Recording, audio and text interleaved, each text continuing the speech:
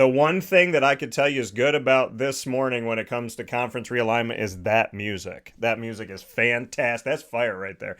But I'm happy to be here with you. This is Wake Up Call with Dan Tortora on a Saturday because I was impatient. You know that we're Monday through Friday from 9 a.m. to 11 a.m. Eastern Time on YouTube.com and Facebook.com, both /WakeUpCallDT, and on WakeUpCallDT.podbean.com for live internet streaming radio. But I couldn't wait until Monday. We'll be back at our normally scheduled broadcast this week, Monday through Friday from 9 a.m. to 11 a.m. Eastern Time.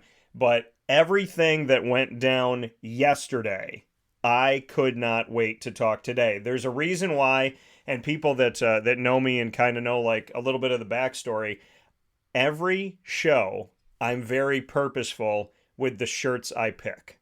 And today, as you can see, I've picked my Doctor Strange shirt because it is a very strange, confusing, and crazy, chaotic conference realignment. So you can see the Doctor Strange shirt actually has a bunch of strange psychedelic pieces to it.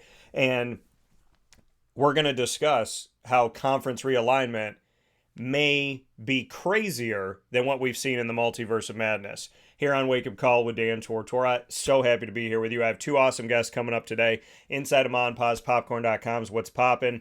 Ross Turetsky is going to join me, the arson to my Coke, and in our inside joke of arson and Coke that we've brought to life here on the show. Ross will be joining me for the first portion of this broadcast to speak on Collegiate Athletic Conference realignment. And then for the second portion, Alex Dodd will be joining me. Ross joins me as a sports writer of the Times Leader, as well as a sports reporter and journalist in all different ways. So definitely thank Ross for all the work that he does with high school athletics, as well as what he has upcoming here, as he will be coaching baseball for Lackawanna County Community College and Luzerne County Community Colleges. I'm sorry. So very excited about that for Ross to be doing that here very, very soon. As if we could add anything else to his long resume of awesomeness that he's done in the sports world. And of course, we have the sports editor is going to be joining me, Alex Dodd, in the second portion of today's show. Alex coming from the Rapid City Journal as their sports editor. So Ross, besides my fumble of the name of the school, my apologies. Happy to be here with you and happy to have you back on the show. Hey, you got me up on a Saturday, but I love it. So much stuff going on, Jeremy. Yeah, we're up. How dare you wake me up on a Saturday? So we're up.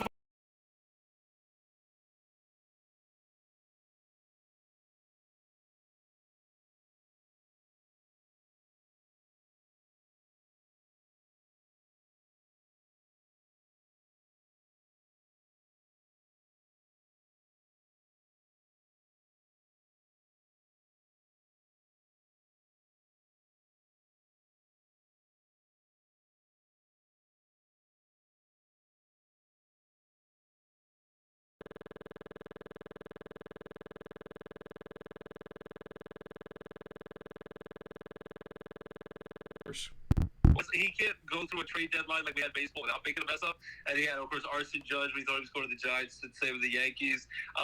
Cole Hamels, really Cole Hamels, the former great Philly pitcher, has actually finally announced his retirement. He's been in and out with injuries the last few years. But let's pour one out for Cole Hamels / Cole Hamels, the great Philly pitcher who's going to be a Philly Hall of Famer, won a World Series MVP in 2008 when I graduated college 15 years ago. He has officially announced his retirement from baseball. So we love you, Coke Campbells, but we'll keep your memory going on with Arsenic Coke each time we do the show. So I want to give a shout out to that. But yes, how did all this crazy madness happen all at once? Yeah. We knew about, like, a while back, they mentioned about UCLA and USC, which I was telling you off air, like, those are such known West Coast schools. Like, that screams at you, Pac-12 school. It used to be Pac-10 back in the day, but Pac-12 school. How the heck? Now, all these other schools, out of the blue, right before, as you said, they had a lot of the press conferences with the media members, and you were at a lot of them last week. And then it seems like right after, they thought they could fly under the radar after all the media people left. They dropped these bombs on us left and right. I'm like, what the heck is going on? These schools, a lot of them are only given 1 year's notice. They're leaving. It's like, a job, you don't even give 2 weeks notice. They're like, I'm out of here. Right now, it seems like everyone's jumping ship. We don't know if even the big bad SEC conference, like some of their powerhouses schools, as we were saying, maybe they're going to want to form their own like super conference with LSU, Georgia, the two-time national champion back-to-back, Alabama with Nick Saban, who now says he wants to coach till he's dead. I'm like, that's okay. That's insane. I mean, he's a great coach, but that's pretty hardcore. But like, are they now going to leave their conference? And then you're like, you were telling me, oh, like maybe this Big Ten, because they used to just mostly beat East Coast schools. Well, just like ACC was mostly Southern schools, and then Syracuse, they went from East Coast to playing schools in Florida, nowhere near them. And like, do we really care about student athletes? If we're expecting them to travel, especially a lot of it, even if it's not football, which is on the weekend, you expect like for a volleyball match or a soccer game that like on a random Tuesday they have to travel cross country from California to like Penn State on the East Coast, like back and forth. It's just madness, and like it's wild to think how they're all jumping ship. The Big 12 has taken a lot of schools. And then how, with this game of Monopoly and musical chairs, how is Pac-12 the one left? You said they have 4 teams left after next year. How are they when right now they still have USC for another year? They have Caleb Williams, who's going to probably be the number 1 draft pick in the NFL this upcoming year in April, superstar quarterback. But out of the blue, and they got Lincoln Riley now as the head coach at USC and all that pedigree. And UCLA has Chip Kelly as the head coach, and they're improving. But like after this year, what went from being a pretty good powerhouse Chip Kelly, which most people did always respect because they're considered softer schools where they're scoring 50 points a game. They don't play hardcore defense like they do in the SEC or the Big Ten. But how does it go from that to like Big 12 now has stolen their teams, Big 10 now has stolen their teams, and Big 10, which signed this big contract that they're going to have primetime games on NBC, not just Notre Dame on NBC anymore. They're going to have primetime games on NBC and stream on Peacock, starting on September 2nd, Penn State versus West Virginia, primetime Saturday night game, which used to just be ABC's territory. Like now they're taking teams for the West Coast. Like it's just crazy how it's all happening at once, right before the season starts, because 3 weeks from today, on August 26th, we have that week 0, whatever they want to call it, with the start of college football, high school football locally, with Friday Night Lights to start up here in PA. And I know that Notre Dame's going to play in Ireland against Navy. We have a few nice matchups. September 2nd starts for everyone. So right before the season starts, all these big bombs are just dropping left and right. And how in the end of this game of musical chairs, of high stakes, all this money, and we supposedly care about student athletes, but now they have to travel across the country and vice versa. How did it lead where now the Pac-12 is the one who's been obliterated and is going to be no more pretty soon? I used to at least like watching the games late at night for a late college football game. Fox always showed the Pac-12 championship around December 1st, around my brother's birthday, around December 2nd. How is it where they're left, where they're gone? They're obliterated. So I don't understand how this has happened. And is there any way to salvage the Pac-12? And as someone who's been around as much as you have with all these different conferences that you have these press conferences for and covered Syracuse left and right, is there any path forward for any version of the Pac-12? Because I don't know if there is. I think Pac-12 might be totally extinct like the dinosaurs come 2024, a year from now. Yeah, bringing up a point here, like you said, I mean, I honestly believe that, I thought the Pac-12 was in trouble months ago. And, I was on record of saying that. And I was also on record a year ago of making the statement that if the Pac-12 wanted to continue to exist, that I thought what they should do is they should bond with the Mountain West, and that would have given them immediate, opportunities to have rivalries within state and things to make sense. Colorado and Colorado State, and obviously you have Utah, and then you bring in Boise, Idaho, which isn't too far away. So and you have Utah State. So I think, it wouldn't have been as grandiose as some of these moves that the Big 12 has made and the Big 10 has made and the SEC has made, but it would geographically make sense. It would have made them the first conference to 20 schools, and so they would have actually beaten out the rat race of the Big 10, the Big 12, and the SEC, but they decided not to do that. And now that there's 4 schools remaining in the pack at this moment that we're talking, could change in seconds, but in this moment, as we sit here on Wake Up Call with Dan Tortora, we're currently in a place where there's only 4 teams left in the pack, and that being California, Stanford, Oregon State, and Washington State. And now there's people calling for, hey, you know what? They should bond with the Mountain West, and they should do this, and saying, you're right. I was saying, the other thing I want to ask you, buddy, is yeah, I found it very suspicious. I always thought they should just remain in the Big 12 anyway, the conference. How does Colorado, who's now wants to become a powerhouse now that they got primetime Deion Sanders, the NFL Hall of Famer, be their head coach, and he has so much notoriety, excitement, and media attention on him? They've been in the Pac-12 recently, and it's like almost like they were tipped off or knew something was happening, because they seem to be the first domino where they jumped ship. That was like maybe a week ago or maybe earlier this week. It feels like an eternity ago that they're like, oh, Deion Sanders Colorado schools now going back to the Big 12 next year. And then from there, it went from nothing, and then like 3 days later, everyone's leaving. The sky is falling. So how the heck did that happen? How did Colorado basically jump everyone on that announcement and was leaving? They must have been tipped off at some point. yeah. I think the thing with Colorado is when you bring in a guy like Deion Sanders, and you ask the question, why would he go to Colorado? What would make him go out there? Maybe, they say these things happen. Oh, they happened in the moment. It was instantaneous. It's kind of like when you date.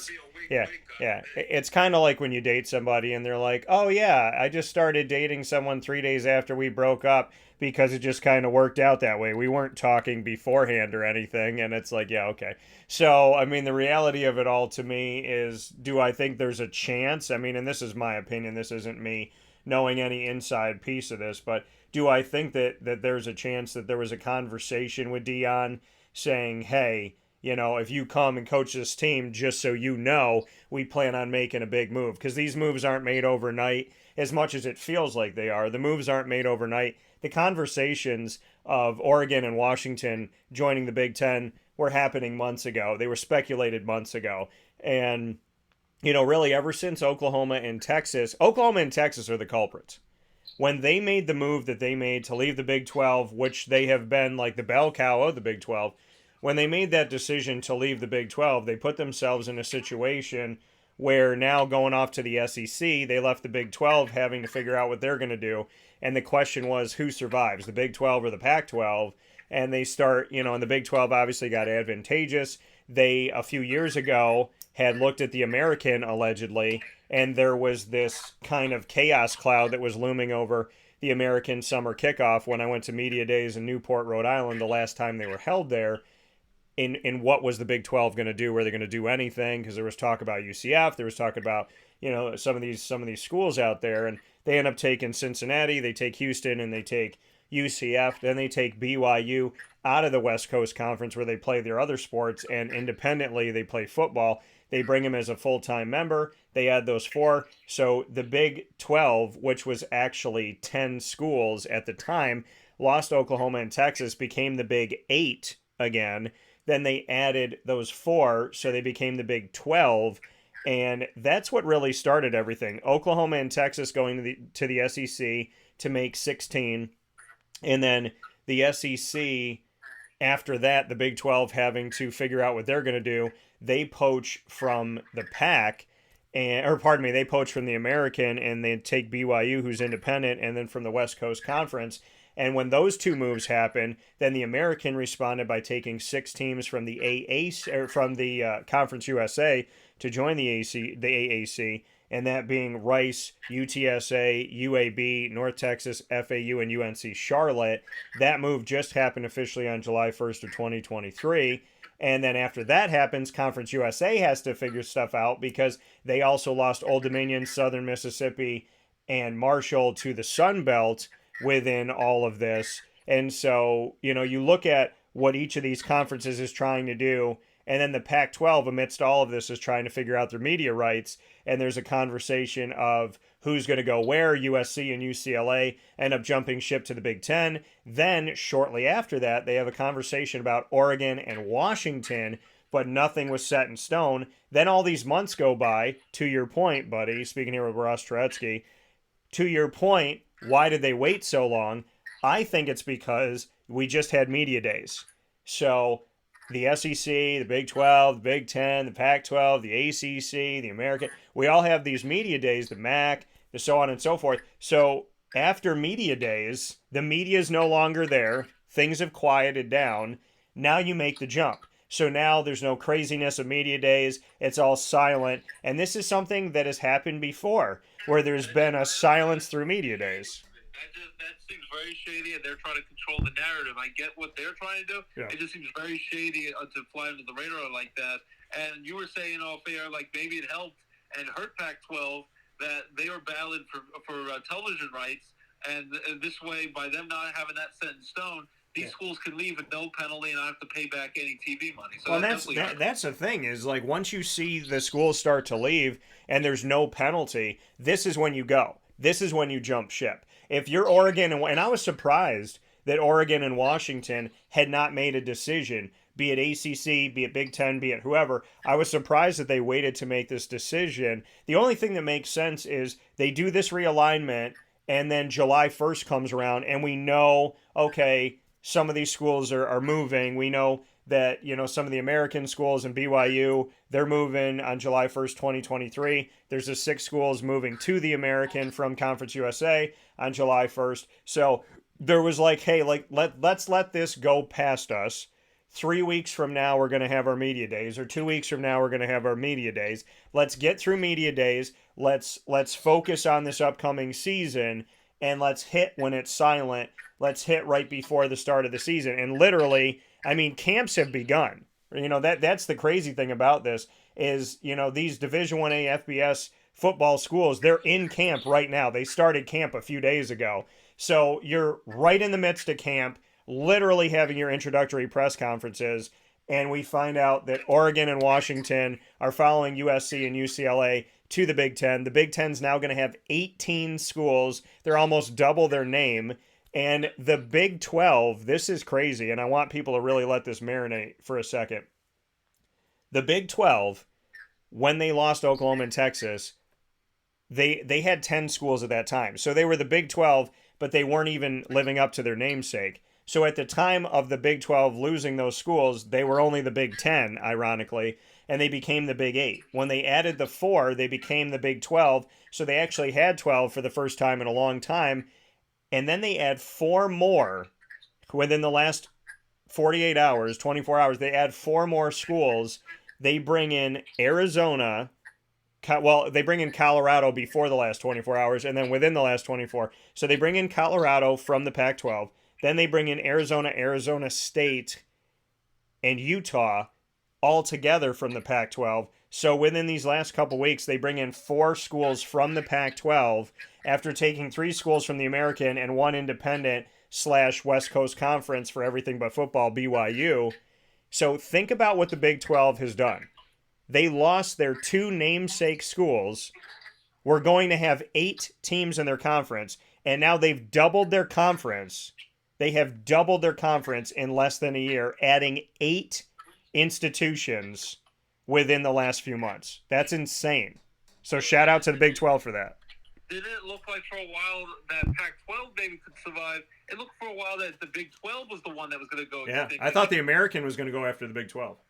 Because Big 12 is losing teams, and when you lose your 2 powerhouses, your big rivalry, Texas and Oklahoma, and I don't know how they're going to survive in the SEC because they're going to have to face the big boys all the time in LSU, Georgia, Alabama. Tennessee's gone there, Florida. Like, they're going to have some really tough matchups. And I always thought with the Big 12, it was mostly Oklahoma and Texas, and everyone else was just okay. Now they're going to have a lot more competition in the SEC, so they better be careful what they ask for. They'll get a lot of extra money and TV rights and all that stuff in the SEC, but they might have a hard time actually winning championships. I know they have big-time boosters and money, and they can get money to the players with the NAIL deals and all that. That's great, but like they're going to have a hard time competing compared to what they did to the Big 12. But the Big 12, which looked like they were going out the door after they lost the big boys, Oklahoma and Texas, somehow have been able to rebound and been very savvy, adding teams, poaching teams, and I don't know why they were able to do that. And the Pac-12, maybe they were in denial that they were falling apart, or we're going to lose these West Coast teams that seemed like they were going to be Pac-12 teams forever. But somehow they were proactive, the Big 12. They survived. And meanwhile, the Pac-12 went the way of the dinosaurs. They didn't act quick enough, and now it looks like they're going to go out the door. And you were saying, last year even, They should just add some of those smaller teams in the Mountain West. And maybe they just stuck their noses up and said, oh, no, they're not worthy of our name. And we're big boys schools, and they're much smaller schools. But, hey, if you added them, you could survive. You could make something. You could salvage this conference. Now that you've waited so long, it might be unsalvageable no matter what. And you're definitely going to probably get a lot less money in TV money now, guaranteed television money after what you've experienced now. Losing those powerhouses, those schools that have been synonymous with your conference for so long, it's definitely going to hurt the brand. You're going to lose money now, because I don't understand how they weren't proactive to foresee this. And I don't know what your thoughts, or are they just simply in denial, or are they that slow to pull the trigger on and start taking teams from other conferences? Because how did other conferences see it and they did not see it? Yeah, well, and that's, I mean, where we are right now. I mean, honestly, and you can go and check out my ACC conversation with the commissioner of the ACC, the Atlantic Coast Conference, Jim Phillips, and speaking with Jim about the state of his conference and all of that. There's I do want Syracuse to go back to the Big East if we can. I know Big East football doesn't exist anymore, but just for the old school rivalries, I'd love for Syracuse basketball, now under their new coach, to go back to the Big East with all the big rivalries, not have to go play in schools in Florida and all that other stuff in down south in the ACC, and then we can actually have a historic conference championship tournament like they did in the Big East for so long, with the 6 overtimes against UConn and all those schools. I would love for Syracuse, at least basketball. I think that'd be awesome for Syracuse basketball to go back to the Big East. That's always been my thought. I never liked that they were in the ACC to begin with. Yeah, no, and they still don't make sense a decade into the ACC. And, I love the ACC, and, obviously I love Syracuse, my hometown. It just doesn't make sense. I think the thing that makes sense for Syracuse would be to go back to the Big East for all sports excluding football, and then to put their football in the American Athletic Conference, where you can be with Navy and you can be with Temple in the Northeast as the American. And here's the thing, and I put this out yesterday, late last night, don't be surprised if the American Athletic Conference, because now I just saw somebody post it last night, finally somebody agrees with me in this world, the American Athletic Conference, to some people as of last night, is now a power conference, something that they fought for, and I think that they earned a while ago. Because if they're not a power conference, why are you taking their schools? Why are you taking their coaches? And why are you taking their student athletes? If this is not a power place, then why are the quote-unquote power conferences poaching coaches, poaching student athletes, and poaching entire institutions from the American Athletic Conference? They've been a power for a very long time. They just had their decade anniversary. And here's the thing, Ross, this is what I'm thinking right now. The American Athletic Conference has representation in the Midwest. They have representation in the South. They have representation up and down the East Coast. The only thing in the Northeast, including in the Southeast, so up and down the East Coast. So you have North representation, East representation, South representation, Midwest representation. The only place that the American isn't right now is the West Coast. And so it stands to reason that they would at least make a phone call to Cal, Stanford, Washington State, and Oregon State, because the name of this conference is what? American. And if they wanted to have a true stretch across America, the only thing they're missing right now is a West Coast representative. And right now they have as many football institutions as the ACC with 14. They have as many overall institutions as the ACC with 15. So if the American were to go after these schools that are left in the pack right now, they would rival the numbers of the Big Ten, and they'd be right up there with the Big Ten, the Big 12, and the SEC as far as membership if they were to be advantageous and go after these schools, which I think there's a chance that there's at least going to be a phone call, in my opinion. Get Jerry Maguire on the phone and say, show me the money. You had me a hello, teardrop. Yeah, I mean, this is definitely... So here's my question to you. What do you think is going to happen? Do you think we're done with realignment? What do you think is going to happen for if we got the Ross Turetsky crystal ball? What happens next? It's so hard to tell. I think we're not done with realignment.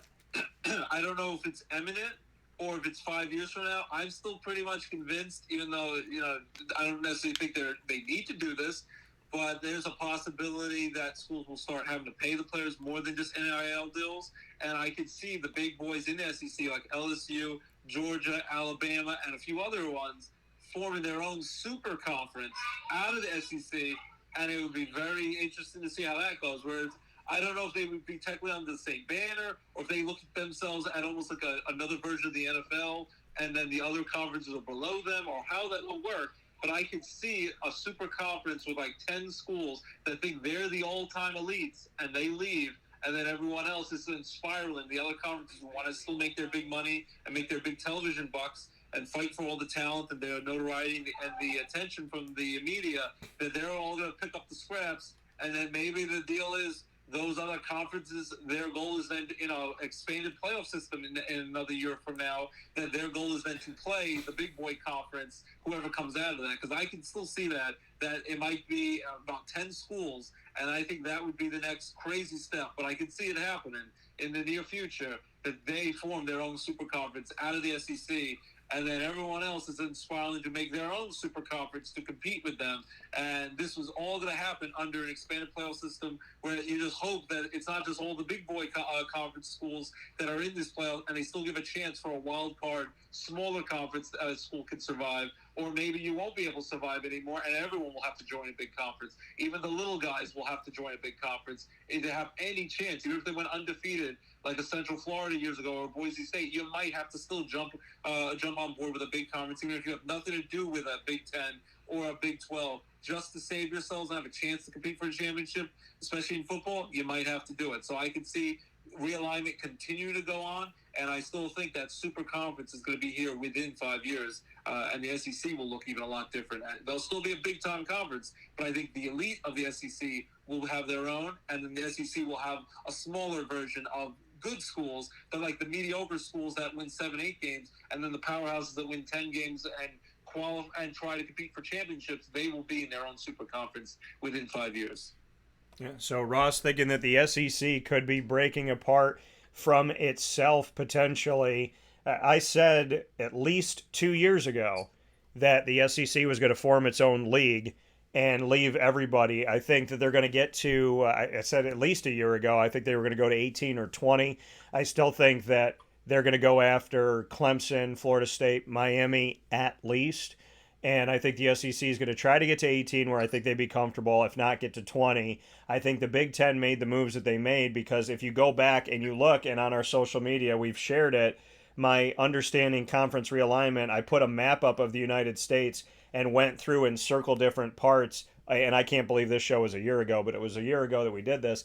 And I went through what conference realignment looks like and what it could look like and what some suggestions I had were, which included at the time the Pac-12 joining with the Mountain West, which they did not do, and look at where the Pac-12 is at right now. But if you look at the map and you look at the SEC from the southern middle to the southeast, they have that area. You looked at the Big Ten from the Midwest to the northeast, and you come across, they had that area. So they were literally two giant circles that were touching each other in like the middle part of the country. And by going and getting USC, UCLA, and now Oregon and Washington, I think what the Big Ten has done and said, hey, SEC, we know you're leaving. We know you're starting your own league. We know that this is where things could be heading. We want to be a part of it. So if we take care of the northern part of the country and you take care of the southern part of the country and we reach out to the west, we're going to have Oregon, Washington, Alabama, Auburn, Georgia, Florida, LSU, Penn State, Wisconsin, Ohio State, and so on and so forth. We're going to have enough products that we can have our own college football playoff and our own championship. And I think that what the Big Ten did, on top of what they had already done, is solidifying my prognostication that the Big Ten and the SEC are going to form their own league, and they're going to leave everybody else in the dust. And the Big 12 is going to try to join that league. That's my thought. I can see it. Can you just imagine how much money will be at stake and how much money these record TV contracts are going to be negotiated or renegotiated for if there is super conferences, especially a super conference spiraling out of the ACC? What will that go for? Who knows? It might be billions and billions upon billions that we can't even think of. And remember, this is still collegiate athletics, student athletes, and players aren't supposed to get paid, and they're only supposed to get NAIL deals, and that's even recent, and that's a free-for-all because you're not sure which boosters and which local companies, what they're willing to pay. And a lot of those big-time money is only going to the big money sports like football and basketball. The smaller sports are not getting the same kind of offers and opportunities. So it's not equal, and it's going to be pretty wild. And I just think we're in the wild, wild west. And I think it's going to continue to spin out of control until something or someone or some agency that might be beyond the NCAA, whether it's the government, whatever it is, has to step in and really find a way to make this a uniform system, college football, that's fair to everyone. Whether that's pay the players a certain amount of money, whether it's capping how much money they can make off their likeness, whether it's how much these schools are able to leave and how easily they can leave with no repercussions or penalties. I don't know. There might be another governing body other than the NCAA that's got to step in. And I have heard from other people who are supposedly experts in the field who think that the NCAA will be obsolete within 5 to 10 years. I don't see that happening, but it could happen. Which is what I said. That overtakes it. Yeah, I said that 5 years ago. 5 years ago, I said within the next 5 to 10 years, the NCAA will either be drastically different than how we remember it, if it exists at all. And we're at the 5-year mark of that conversation that I had made. So we shall see where things go here. There's things that are happening and predictions that are potentially coming true here. So Ross, as always, I appreciate it. We'll continue to follow this and continue to have you on the show to talk about it. And as always, I thank you for your time. And a big time shout out to my niece and nephew, Boy Meets World reference, my niches. So hello to LJ and Lorelei, and I hope you have a great day. Thank you for giving me your Saturday, at least part of your Saturday. Jimmy! I want extra pay. Recording in progress. Free, buddy. Jimmy! LJ's laughing about this whole Jamie business, but we're going to a Rail Rider AAA Yankees game tonight. We're going to have some fun. And I'm very excited because I'm about to start coaching Luzerne County Community College baseball, fall baseball coming up. Recording stopped. So a lot of exciting stuff, and also covering high school football for Times Leader and Penn State Scranton Athletics. So very busy and very busy with the kids and all the cool things they're doing. Especially Lorelei, our 6-year-old, is going to first grade this year. She finished kindergarten last year. LJ's going to go all 5 days to preschool. So it's going to be very busy in the Turetsky household, but we wouldn't have it any other way. And anytime I could be on the air with you, I love to share the airwaves with you and talk with you. And I'll give one last thing. Watch the new Ninja Turtle movie. The kids and I saw it yesterday with the family. We loved it. It's from the mind of Seth Rogen, whether you like him or love him or hate him. Yeah. It's a warped mind, but it's a funny mind. So the new Ninja Turtle movie we thought was pretty good. So have a great weekend. And thanks for having me on, and I can't wait to see what happens next with this insanity of college sports. And I don't know what the next step is, but I know each step of the way you'll be there to cover it. And remember, Arson and Coke. Coke Hamels might be retired, but Arson and Coke will still be on the airwaves for years to come. Amen to that. Well, as always, buddy, I appreciate it. Have fun at the Rail Riders game today, and God bless to you and the fam. I look forward to talking with you soon. Take care, buddy. Jamie! Take care. And so, yeah.